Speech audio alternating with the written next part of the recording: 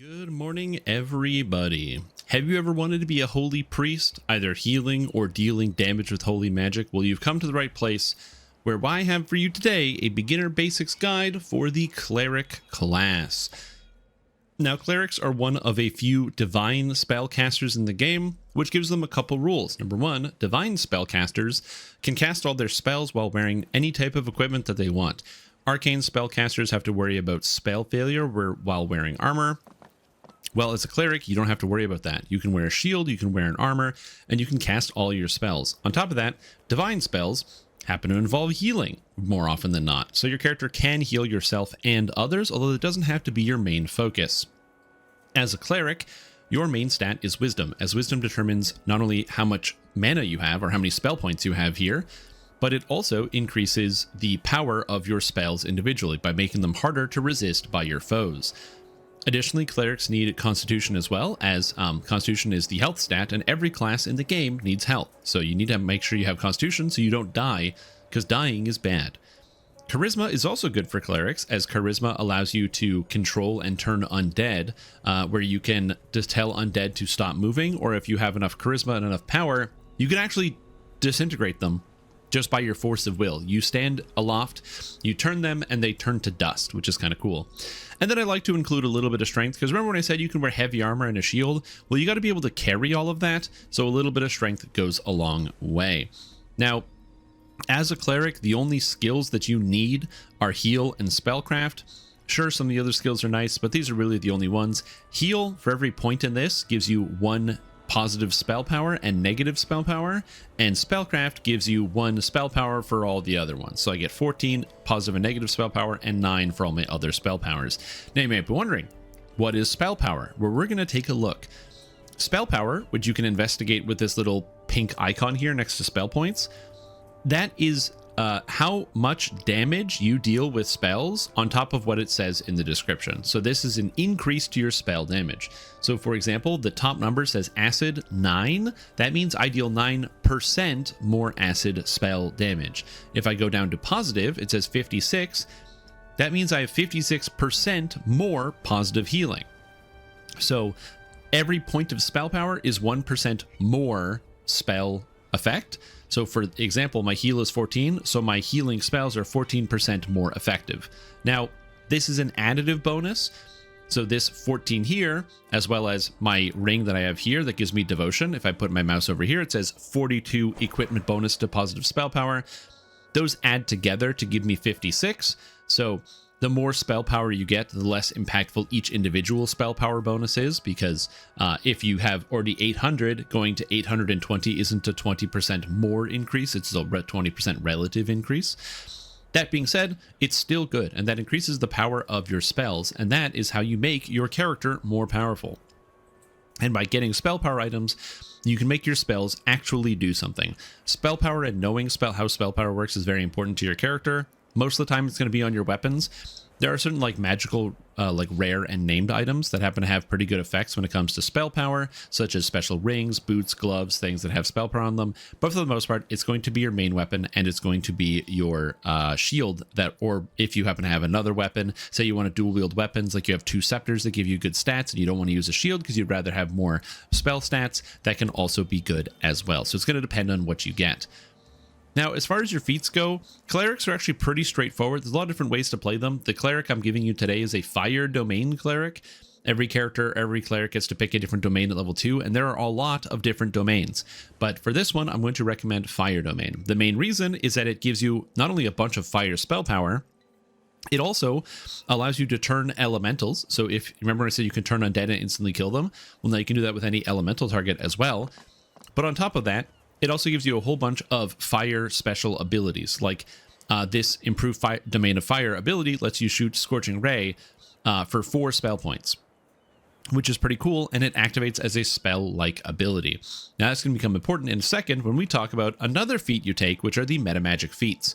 Metamagic feats basically modify the cost of spells, but change how they work. So as an example, the Quicken spell makes spells cost twice as much, but, or not cost twice as much, they cost 10 more, but they increase the speed at which you cast them. So for example, if I cast the healing spell right here, Cure, I cure myself for 17. You saw my animation, my arm swoop around. If I turn on Quicken, whoosh, it takes half of the time to be able to cast, which is absolutely fantastic and really good when you're in a pinch. You want to get things out as quickly as possible. But on top of that, it also means they can't be interrupted. It's one of the reasons why on this character, I don't recommend you take concentration, because for the most part, you're going to be taking Quicken, and with Quicken spells, you don't have to worry about getting interrupted. Similarly, Maximize gives you 150 spell power, so 150% increase on your spell damage, but your spells consume 25 additional spell points. Empower is the same thing, but a little bit weaker, at 75 spell power for 15 extra spell points. Now, if I turn on all three of these things, you will notice that now my Cure spell costs 56 spell points, so I can cast 8 of them before I run out. And I'm going to be honest, for getting a little bit of extra healing, that doesn't seem very worth it, and I'm going to tell you that that's not something you want to be able to do. What you would much rather, instead of just turning all of these on, is you can customize each individual spell. So what I can do is I can go to my spell list if I want and take out 2 cures, and I can right click on it, and I can individually apply, let's say, Empower, Maximize here, and Quicken. And now, if I want to heal quickly, if I need a big heal versus a small heal, I can say, oh, I'm not in danger, I'll cast Cure. If I am in danger, I can cast the fast one, and it gives me double, but it costs way more. So you can kind of customize your spells in that way. Additionally, other feats that you want to take on this character, we take the spell focus evocation feat, as all of the damaging spells you're going to be casting are going to be using this. Now, clerics, for free, as a cleric, you always get access to all the healing spells. It's part of spontaneous casting. You always have all the cures. You'll notice that it's in here. You don't have to choose these. You just get all of the cure spells automatically. So I can just cast cure critical wounds whenever I feel like it. It doesn't matter. But what you want to do is focus on what other spells you want to be casting to go along with that. This character is not a healer build. You can heal, but if you're in a party, feel free to heal people. But this is not a healer build. This is designed to destroy enemies with holy magic. So let's talk about spells and which spells you should actually take. Now, I actually do have a pretty comprehensive list of the spells that I think you're going to find good in the build below. So if you're ever not sure, there's a list of spells there, because sometimes it can be hard to determine which spells are going to be good versus which spells are going to be bad. But my general rule of thumb is for every spell level, while leveling, you want to have at least one damage spell, because Nimbus of Light here, which is your only damage spell at level 1, deals some damage, costs 4 spell points. You're going to want to cast this every once in a while to deal damage, because you are a spellcaster. You're not like a melee character. For level 2, your damage spells are Sound Burst, which is damage and a stun, which is pretty good, as well as Deific Vengeance, which is just single target damage on an enemy. For level 3, your spells are Searing Light, which just shoots a beam of light at an enemy and does a bunch of damage. And I guess there's Inflict Wounds, but I really don't recommend you cast Inflict Wounds. At level 4, you get access to Holy Smite, which is an extremely powerful AoE spell that does a whole bunch of damage. And then, there's like some other stuff in here. But for the most part, this is your main damage spell. So always kind of focus on like whatever the damage spell is. You'll notice that actually in the list, I usually focus on whatever the damage spell is first. And then we grab all of the utility after that. Night Shield for defense, remove fear. Maybe you want to have like Bless for buffing your teammates. For level 2s, maybe you want Resist Energy to reduce the damage you take from elemental damage. Clerics get a ton of protection spells. Prayer, Magic Circle against evil, removing curses, diseases, blindness, things like that. So for the most part, you're always going to have a cure, always take a damage spell, and then focus on kind of the secondary spells. And again, if you want to reference, check the list in the description down below.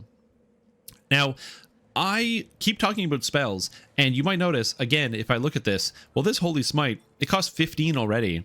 So I can only cast this like 38 times before I run out of spell points. And if I activate Quicken, that brings us up to 25. Now I can cast it way less. Like, how am I supposed to use these Metamagic feats? And that is where the answer of the spell-like ability comes in. In your enhancement tree, when you decide to become a Divine Disciple here, so we have the Divine Disciple, if I take my first point, you get access to things like spell-like abilities. So Nimbus of Light spell-like ability. This is just like the Nimbus of Light spell that you get, except there's a slight difference. And I'm going to show it to you right here. So I'm going to click this little diamond here to open up the enhancement window that gives you your enhancement abilities. And this Nimbus of Light costs 2 spell points total. If I take the spell Nimbus of Light and put it next to it, this one costs 4. So the Nimbus of Light spell-like ability costs less than regular Nimbus of Light, which is pretty nice. But let's turn on Quicken and Maximize and Empower. Nimbus of Light now costs 54 from my spell book, which is like over 10 times the cost. But Nimbus of Light, the spell-like ability, only costs 2. And that's because spell-like abilities are not spells. They're spell-like. As a result, they are affected by metamagic feats without the cost increase. And that is how we get around it. You're never going to want to cast this Nimbus of Light with all these extra things turned on. That's just silly. But what you do want to do is right-click on your Nimbus of Light spell-like ability, turn on all the metamagic feats, and now all of a sudden, I have a nuke I can just press whenever I want. But I don't just have that nuke. I also have the Improved Fire Domain, which gives me this Scorching Ray, which I can blast at enemies as well. But I don't just have that. As you get higher levels, you get access to the Searing Light spell-like ability over here at level 3. You get access to the Holy Smite spell-like ability at level 6, which is very, very powerful. And you get more Fire Domain abilities like Wall of Fire, as well as Firestorm, and more dangerous stuff as you go up. So this character actually gets a large amount of power from the spell-like abilities. And for the most part, that's where you're going to be spending your points, focusing on your spell-like abilities and using those for damage, kind of chipping enemies down, going boom, boom, boom, blast, blast, blast, one step at a time, and your character will get through lots of content. On top of that, when it comes to healing, remember how I said there's spell-like abilities you can use for damage? There's also spell-like abilities you can use for healing, and that's where Radiant Servant comes in. Whereas Radiant Servant gets right here at level 3, a Cure Moderate Wounds spell-like ability, meaning you can apply all of your metamagic feats and have a very powerful heal. So you remember when I said, oh, it would be not worth it to actually spend that on the Cure Light Wounds? Well, if I just decide to put my points in here and now I take this Cure Moderate Wounds spell-like ability, I can just put this on my action bar, and then I can Empower and Maximize and Quicken this. And now, for only 4 spell points, which is actually less than Cure Light Wounds, I can go whoosh and heal me for 73, which is almost half of my entire life bar. And I can just do that whenever I want. I could do it again right now. Look at that. And it costs basically nothing. And that is the power of spell-like abilities. As you get into the epic levels, you use less spell-like abilities and more powerful spells because this spell point bar goes from like 370 to like 5,000. But you don't have 5,000 spell points right now, so you want to really lean on these spell-like abilities. Now, the War Priest tree is also an option where you can spend some points, and you will spend some points later, but that's, for the most part, that's very much a later thing. Essentially, what War Priest does is it gives you a bunch of melee stats, so it gives you like a bunch of melee attacks, melee damage, that sort of thing. But you'll notice it says at the bottom here, each core ability grants you Fire and Light spell power, which is what you use for damage. So you do get a good amount of spell power out of the tree, which is kind of nice. Additionally, you also get this ability Blur here, which gives you 10% sacred bonus to hit points, which is a pretty good increase in stats. So you will be taking some of the War Priest later, but for the most part, you just want to take the defensive stuff out of here. Now, you might have noticed something. Radiant Servant counts upwards all the way to the top to the big ability. This is called the Capstone ability. It requires you to be a pure class, and if only you're a pure cleric, you can take this ability. Same thing with War Priest. It's kind of like the sacrifice for multiclassing. Some characters like don't want to multiclass because they want to take this powerful Capstone ability, because if you multiclass, you don't get access to it. But I can take this one here in Divine Disciple. And that's because Divine Disciples are this weird lefty-righty tree where you can actually take the good path or the evil path. By taking the good path, the path of light, you go from left to right. By taking the evil path of darkness, you go from right to left, which is very weird. It's a very weird thing that they have in the game. However, as you go, you're getting stats, bonus to saving throws, bonus to other things, and each one of these for each core gives you a bunch of extra spell power, which means you get a huge amount of spell power very, very early, which is really weird and really interesting. And as we move on, there's actually a reason why you want to do that. If you can take the Divine Smiting, which gives you light, negative, and alignment spells, which is for the light and darkness, Or you can take Arcane Smiting for fire spells. And the reason why that is relevant is as we move all the way up to the top here, you can either pick up Condemnation, where you focus on the light and negative, or if you go left and right at the same time, you're allowed to pick up Acceptance, which gives you a bonus to kind of using both spells at the same time, boosting the power of your fire and elemental spells, which is the type of character that we're going to be playing. Now, the leveling guide is a little screwy because unfortunately the builders don't know how to do this in the software. And so I'm going to try to make sure there's kind of like a picture that you can follow, or like a better written guide in terms of what exactly you should take and how you should put this together. But overall, it's very cool that you can go both sides. You pick up a huge amount of power early, and you basically just want to slam in all the spell-like abilities as quickly as possible to cast spells, grab some cheap healing, and your character is going to glide. The only issue you will possibly have with this type of character is the fact that you're going to have to deal with fire immune monsters every once in a while, and that's where one of the decisions you can make a pretty big difference. When you're deciding what race you would like to play, I recommended the human because it gives you extra feats and some extra flexibility. However, there are a lot of fire immune monsters, and so as a way to deal with fire immunities, you could also choose to play as a tiefling, pretty much sacrificing all the points in the War Priest tree, but getting fire immunity bypass if you want, which is also not a terrible option for this type of character. Although I think that it's not too big of a deal. As you level up, you will get some physical damage spells, things like Comet Fall, among other things. You get abilities like Sunbeam, really high damage single target light spells. And then you get stuff like Celestial Bombardment and Divine Wrath at the high levels, which kind of take care of the issues of dealing with fire immune creatures. But there might be some annoying elements where there's a creature that is immune to fire, and it might get in the way a little bit, might take a little bit longer. So that's why clerics are actually really nice at playing with groups, because in a situation where there's an adventure that might have monsters that you struggle to deal with a little bit, well, you can just join a group and then heal people, and no one's going to complain because everybody loves getting healed, and you're going to get through that stuff really, really easily. Clerics are very, very good to solo because they can heal and deal with a lot of situations, but it also means you're easy to jump yourself into a group as well. Now, as a cleric, you might need some consumables to help you on your journey. So if you want to get some cleric-based consumables, first you're going to want to head into the marketplace from the harbor. And now at the center of the marketplace, you can see many different vendors, like the Divine Reagent vendor, who can sell you the reagents for all of your different spells that you wish to cast. As some of your spells do have spell components, you want to make sure you actually own those. Additionally, you can buy scrolls if you want to have extra copies of some spells. Don't do these for offensive damage spells. Do these mostly for buff spells, I would recommend. You can also get potion vendors if you want to get extra potions. You cannot get spell point potions, but in case you want to have cure potions on hand, maybe you want to beef up the defenses of your, or the power of your spells by using a wisdom potion, like an owl's wisdom potion, to make your spells harder to resist. That can be a good idea. Similarly with like the wand vendor, if you want to pick up some wands of cure or wands of other statuses, you can do that. And then lastly, if you want to go into House Jarasco, over here you can buy the rest of your spell components, as there is a single vendor that has all of the spell components in the whole game, which is really convenient, as well as some nicer spells, potions that can give you stats that you wouldn't be able to get in other places.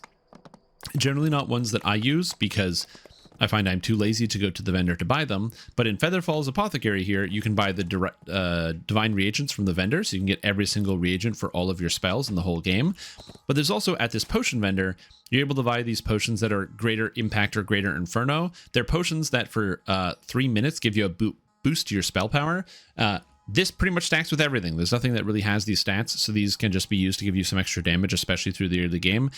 If you have the money for the potions, bear in mind they are quite expensive. So this is not something you want to start buying initially, but around 10 or 11, once you hit the point where you start to have infinite money, you can start to buy these potions and just chug them back whenever you feel like you need to and get yourself some extra stats. Now, the last thing I did want to talk about with regards to this type of character is actually equipping out your character to be able to have all of the right stats to be able to hit monsters. If you've never used a spell before, the way that you want to read it is you can see the effect. It says Divine Vengeance. The divine power of a deity imposes a punishment in a form of sharp spiritual blow to the target, dealing good damage or extra damage if the target is undead. When it comes to spell power for clerics, a light and alignment spell power are the same thing. So this says good damage. Good is in alignment, so therefore it scales off of light spell power, right? So if you are looking at the spell power list as a cleric, there's all these different spell powers. There's like evil, good, chaos, whatever. Light is where all of them come from. So that good damage on that spell comes from light. Positive is for your healing, and fire is for your fire. as well as Force will be for your kinetic spells like Comet Fall, Blade Barrier, things like that. So in general, the ones you want to focus on are Light Spell Power, Fire Spell Power, Positive Spell Power, and sometimes Force Spell Power. Those are the only ones you're ever going to need on this type of character. However, you also notice it says Save 16, and that is the ability for the monster to resist your effect, which in this case reduces the damage by half. You want to get your DCs, or the save up here, as high as possible, and to do that, you have to increase your stats. Number one, you want to check what spell school it is. So it says School Conjuration on Deific Vengeance. Because it's a conjuration spell, that means that items that increase the power of your conjuration spells will in fact increase the power here. So you want to be looking out for that. Additionally, all spells scale off your wisdom. So raising your wisdom will also raise the DC of these individual spells. And then finally, higher level spells just are harder to resist. So Holy Smite has a 19 versus the Deific Vengeance is 16. So bear in mind, you want to make sure you get your DCs as high as possible. You want to get the save number up. And if you find that monsters are saving a lot against your spells, you want to find ways to make it so that you have more spell save items going. So either you're looking for spell save items here, maybe you want an item that you want to get maybe from the auction house to increase your DCs, things like that. That's what you're going to want to be looking for to increase that, so you can make it so monsters have a difficult time resisting your spells, so you're able to get more damage through. As if you have to cast every spell effectively twice, if monsters are taking half damage, that can really run your spell point total dry. However, clerics have a little bit of a way around this. Nimbus of Light, Searing Light, the Nimbus of Light spell-like ability, Scorching Ray, these things actually don't have saving throws, which means they're always going to deal full damage, which is really nice for this type of character. So you do have kind of a way to just force through some damage anyway, as long as you don't mind single target. But all of your area of effect abilities, all of them do have saving throws, so you want to make sure you're powering up your spells whenever you can to get the gear. Other than that, the stats that you actually want, like I said, the spell powers, bonuses for your spell schools, just make sure you read the ones you need. It's pretty much just evocation and a little bit of conjuration. That's everything. Anything that increases your physical and magical resistance rating, increases to your armor class, increases to your saving throws, and then anything that increases your constitution, your wisdom, and then sometimes your charisma if you like turning undead. And that's pretty much it. That's all really the stats you need. Oh yeah, anything that increases your health directly. Like if you find an item that says gives you plus to health, you want to make sure you take something like that. So like this item that gives +3 constitution, that's a great item for me. It's increasing my health. In fact, if I take it off, you'll notice my health goes from 112 down to 105. And I like having more health, so that's going to be pretty good. All right, so I'm going to teach you a couple combat pro tips when you're playing as a cleric. So as I said before, you want to make sure you only have some of your spells have the maximize and the empower settings turned on. So your spell-like abilities, for the most part, you want to have that. So that way, when you see a monster, you can hit him with your spell-like ability, and then they instantly get vaporized, which is pretty good. It's a pretty sweet deal there. However, sometimes you're going to be fighting multiple monsters at the same time. So there's going to be this guy and all these monsters here. If I have an area of effect spell, I don't want to cast it right away, especially I'm a cleric. Healing is really inexpensive, especially with this 4 spell point cost cure moderate wounds. So I don't really have to care too much about healing. What I would rather do is wait till all the monsters are kind of grouped up and then hit them with one giant spell all at the same time. So that way I spend only one spell, but I actually get to kill everything all at the same time. That's going to be a pro tip, and I highly recommend you kind of get used to doing stuff like that when you're playing the game. Don't just throw all your spells out initially. You want to wait for the right moment to be able to cast your spells, because if I'm trying to cast all my AoE spells like one at a time and trying to hit each target one at a time, it's going to be an issue. Another thing is paying attention to how your spells actually work. So I have the Sunbolt spell that hits everything in a line. So I kind of let the enemies line up, and then we whip out the Sunbolt, and it goes right over their heads because the kobolds are short. That's right. Monsters have height in this game. Kobolds are shorter than regular enemies. Similarly, you can fight other things like wolves that are also short. So even spells you think would hit lots of targets, because they have an angle on them, it might not. So targeting an enemy in the back with my Sunbolt and hoping I hit everything can work, but it's not always going to work. So always pay attention to kind of the area and angles of your spells and the angle of your attack. And then finally, like I said, don't be afraid as a cleric, because healing is so inexpensive. Don't worry about enemies hitting you, especially since I can just go whoosh and heal myself for almost my entire health bar every few seconds. I don't really have to care since my spell point costs are so low. It's more important to make sure I'm getting proper grouping of enemies. So my actual expensive spells, I can use them in more efficient ways.